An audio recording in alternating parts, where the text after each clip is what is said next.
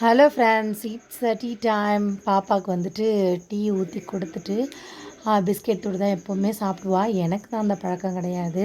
So அப்புறம் வந்துட்டு ப்ளூடூத்துக்கு வந்து சார்ஜர்லாம் போட்டுட்டு அதுக்கப்புறம் ஒரு காலிஃப்ளவர் 65 செய்யலான்னு சொல்லிட்டு கொஞ்சமாக எடுத்து க்ளீன் பண்ணி அது இது செஞ்சாச்சு. அதுக்கப்புறமா வந்து ஹஸ்பண்ட் வந்துட்டு இந்த ஜீப்ரா மீன் வந்து வாங்கிட்டு வந்திருந்தாங்க. அப்புறம் வெலை மீனும் கொஞ்சம் வாங்கிட்டு வந்திருந்தாங்க.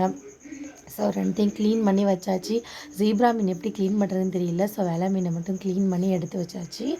அதுக்கப்புறம் நைட்டுக்கு சாதமே வச்சுக்கலாம்னு சொல்லிட்டு சாதம் ரசம் வச்சாச்சு.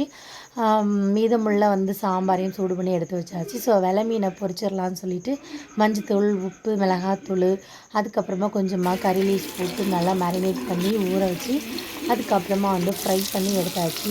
நைட்டு சாப்பாடு பார்த்திங்கன்னா சுட சுட சாதம், அதுக்கப்புறமா சாம்பார், மீன் வறுவல் தான். வீடியோஸ் லைக் பண்ணுங்கள், மறக்காமல் சேனலை சப்ஸ்கிரைப் பண்ணுங்கள்.